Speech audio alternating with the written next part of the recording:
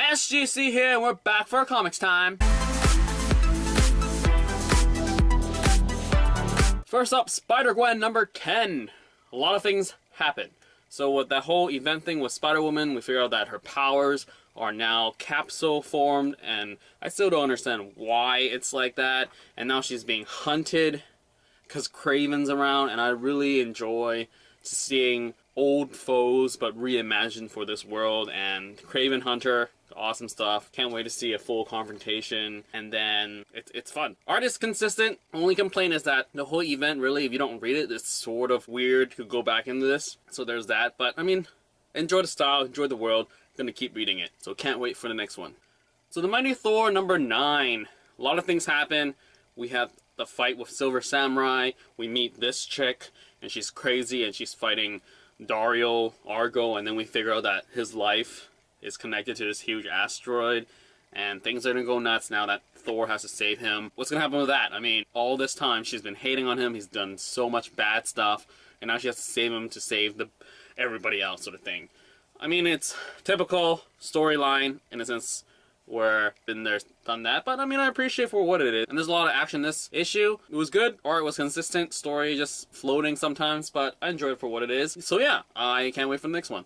Next up, The Haunted Mansion number 5, concluded finale. We get out of the mansion, break the curse, see Grandpa, all that happy ending.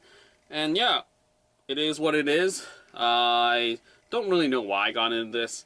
I mean, even Colty's art sort of was a stretch to keep going, but I kept it. Now it's done, over and done with. Next up, Old Man Logan number 9. He goes off to Japan, still hunting down Lady Deathstrike. Pretty interesting stuff. I mean, a lot of fight scenes, and then we get a flashback to when he was married, and it's like, just, what is he gonna do with Marine and all that? And then going back to current day stuff, it's just like, oh, what is going on? Like, it makes no sense, and it's sort of full circle come around. He's trapped, and then he's captured and all that, and yeah, definitely going to be a jam-packed, action-packed maybe for next issue, so can't wait for that. Enjoy it for what it is, though I did miss the old stuff. It was sort of a stretch for him to go all the way to Japan for Lady Deathstrike, but I guess he's still hunting down the whole people that were in sort of dealing with the whole world, messing up the world in his timeline, so there's that. But with all that said, I still look forward to the next issue.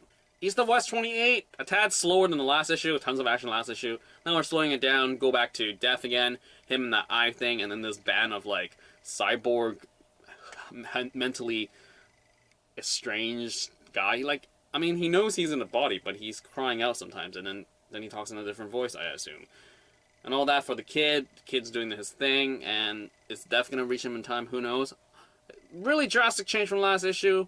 Sort of wish there was more players from that issue in this one, but maybe they're doing this like, this story here, that story there, this story. Maybe I don't read it consistently enough. I mean, I read every issue, but it's like, maybe I didn't realize that. Maybe every other issue goes back to the same story. Maybe that makes more sense. That's why I don't get what was happening last issue. Maybe that's why. So it's not the book's problem, it's my problem. Like, seriously, if I think of that, maybe 29 would be about those band of people, and then 30 would be back to this kid again.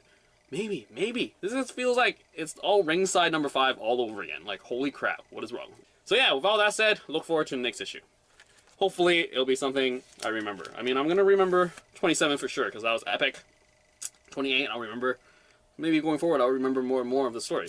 Next up, Rick and Morty number 16, another great issue.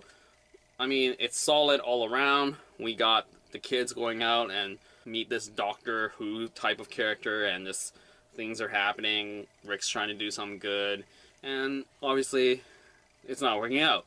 And it's going to be interesting for sure to see where they're going to go with this. The backup story, interesting stuff. Another sort of bonding moment with daughter and father thing. And then really dug the whole, like, I'm sorry with the horse vet stuff. Great stuff. So yeah, all in all, great stuff. Consistent. Awesome. Definitely great. And can't wait for the next issue. Next up, Autumnlands 12. Great issue.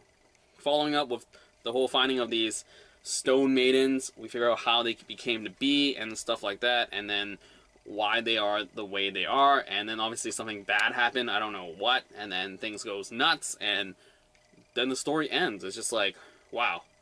What did that guy did? What did that thing do? I don't know. Leroy. What did Leroy? No wait, Leroy's the dude. Birdie. What the hell did Birdie do? What did he say to piss them off? And then who is this? Who is this? It's the future tech people. So tons of conspiracy. And it's great that it's only issue 12. Love it. Can't wait for the next one. And there you have it. That is it for this week's Comics Time. I hope you like what you got, because this is your money. And as always, leave your comments, blah, blah, blahs down below, and I'll get back to you as soon as possible. And that is it for this week's Comics Time. Out!